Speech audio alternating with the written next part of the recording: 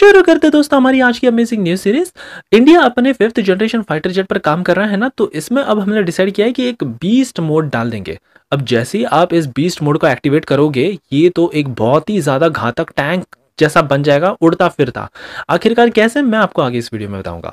Indian army का much awaited scratch से develop किया गया डैट्रन 1500 हॉर्स पावर की इंजन की तरफ से एक बड़ी अपडेट आई है और सामने फाइनली रीजन निकल कर आ चुका है कि क्यों जर्मनी ने भारत को इंजन देने में बड़ा नाटक किया था उस टाइम पे। डोनाल्ड ट्रंप, इनको प्रेसिडेंट बने एक हफ्ता हुआ है लगभग, और इन्होंने ऑर्डर दे दिया है कि इनको चाहिए इजराइल जैसा एक आयरन डोम सिस्टम। अमेरिका के लिए भी भारत ने भी अपना एक देसी वर्जन बना लिया है। सऊदी अरेबिया अब 6th जनरेशन फाइटर जेट की होड़ में लग चुका है, और यूरोप जो अपना जी कैप के अंतर्गत 6th जनरेशन डिजाइन कर रहा है ना, तो इन्होंने अब जाकर यूरोप को कहा है कि हमको भी एंट्री दो, हमें भी यहां पर पार्टिसिपेट करना है। जर्मनी ने अब बना लिया है वर्ल्ड का first submarine active defence system, और क्यों भारत को इनसे ये सिस्टम लेना चाहिए। वैसे भी हम 8 बिलियन की डील तो इनसे कर ही रहे, आखिरकार कैसे ये बेनिफिट होगा भारत को, ये भी हम आपको आगे इस वीडियो में बताएंगे। अमेरिका ने कैंसिल कर दिया है कि भारत जो अपना एरो इंडिया 2025 करेगा, इसमें इन्होंने पहले अपना 5th जनरेशन F-35 और फिर एक F-16 भेजने का प्लान किया था, बट इन्होंने लास्ट मोमेंट पर कैंसिल कर दिया। और फाइनली देखेंगे कि कैसे इंटरनेशनल स्पेस स्टेशन से महाकुंभ 2025 के काफी स्पेक्टेकुलर व्यू नजर आए। पूरी दुनिया ये देखकर शॉक रह गई कि स्पेस से भी ये इतना बड़ा दिख गया। काफी इंटरेस्टिंग आज की सीरीज होने वाली है, इसलिए प्लीज आप एंड तक देखिएगा। साथ में अगर आप चैनल पर नए हैं, आपको इस तरह की न्यूज सीरीज पसंद है, तो प्लीज हमें सब्सक्राइब करना भी मत भूलिएगा, क्योंकि इतनी इंफॉर्मेटिव खबरें हम आप तक हर दिन लेकर आ रहे हैं। पहली खबर आ रही है भारत के 5th जनरेशन एम का प्रोजेक्ट की तरफ से। यहाँ पर अब हम एक बीस्ट मोड कॉन्फ़िगरेशन डालने वाले हैं। एयरफोर्स ने ये पूरी तरह से अब प्लान कर लिया है। दरअसल इस बीस्ट मोड का काम ये होगा कि मान लीजिए अगर किस मिशन में हमको स्टेल्थनेस की जरूरत नहीं है, पता है कि दुश्मन के रेडार पकड़ के भी कुछ नहीं कर सकते, तो उस मामले में स्टेल्थ मोड में हम इसके हार्ड पॉइंट्स में और भी घातक मिसाइलें लगा सकते हैं। इससे ऑफ कोर्स इसके स्टेल्थीनेस में थोड़ी कॉम्प्रोमाइज होगी, लेकिन ये बहुत ज़्यादा पावरफुल बन जाएगा। भारी भरकम बॉम्बिंग के साथ ये काफ़ी प्रिसीजन गाइडेड मिसाइलों से हम इसको लैस करने का प्लान बना चुके हैं। अस्त्र जैसी कई तमाम घातक मिसाइल है, और फिर ये पूरी तरह से एक उड़ता फिरता टैंक ही बन जाएगा।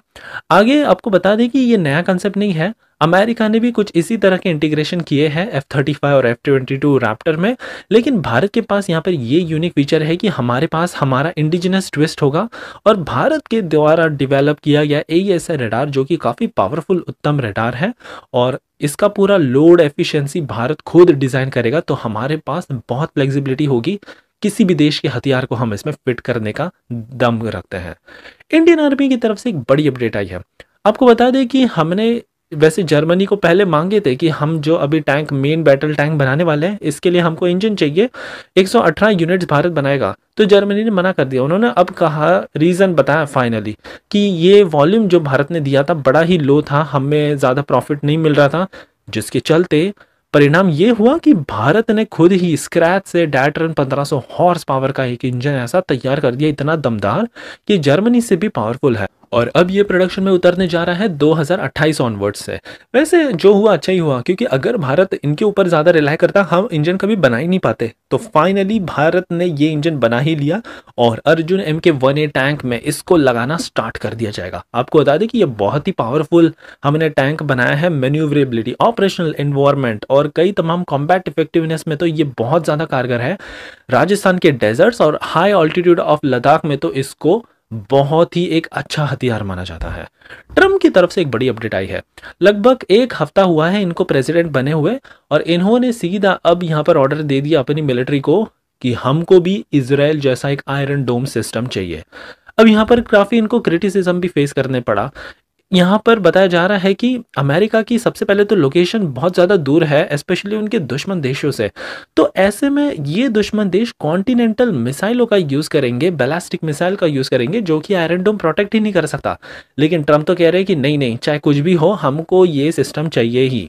वैसे पास्ट फ्यू ईयर्स में हमने देखा था जो हमास अटैक हुआ है, ऑफकोर्स यहाँ पर इनका इजराइल का ये आयरन डोम सिस्टम इफेक्टिव था, लेकिन इतना भी इफेक्टिव नहीं था। लगभग 92 टू 95% ऑफ मिसाइलों को ही गिराने में ये कारगर था, बाकी की मिसाइल तो शूट कर गए ना। तो ऐसे इसके बावजूद भी ट्रम्प चाहते हैं कि नहीं, हमको ये सिस्टम चाहिए।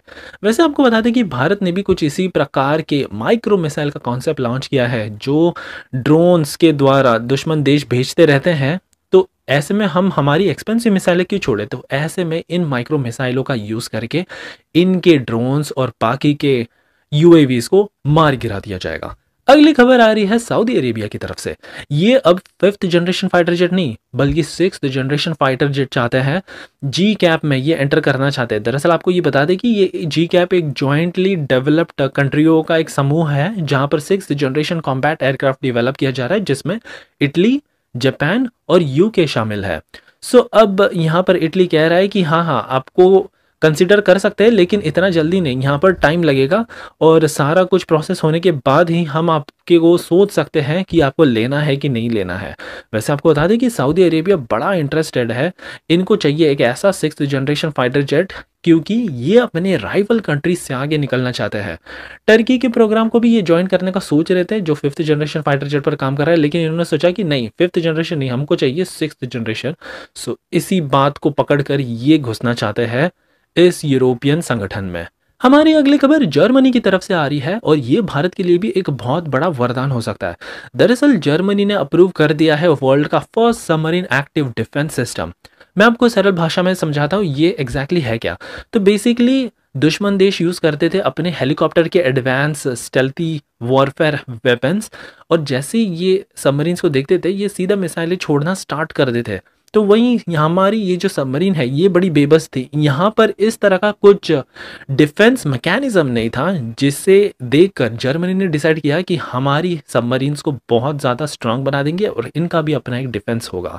सो इसी बात को ध्यान रखते हुए इन्होंने एक ऐसा हैवी टॉर्पीडो तैयार किया है जिसमें जीपीएस डाल दिया गया है, इंफ्रारेड सीकर भी है, और बेसिकली ये जैसे ही देखता है हेलीकॉप्टर इनको अटैक करने वाला है, ये पहले ही सबसे पहले तो अपने मैकेनिज्म से सारा डिटेक्ट कर लेगा, और 15 किलोमीटर की इसकी रेंज है, 15 किलोमीटर से जाकर सीधा ये दुश्मन को शूट डाउन कर सकता है।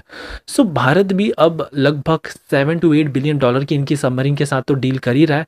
तो ऐसे में हमें नेगोशिएट करना चाहिए कि हमारी सबमरीन में ये टेक्नोलॉजी भी फिट होनी चाहिए apart from AIP technology.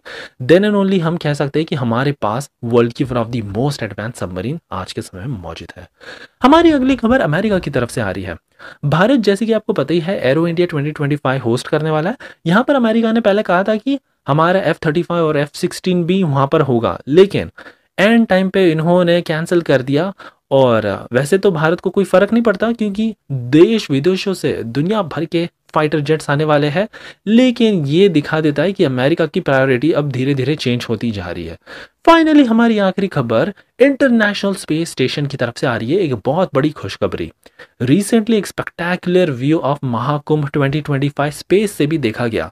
Images में आप देख सकते हैं काफी रोशनीदार ये जगह है।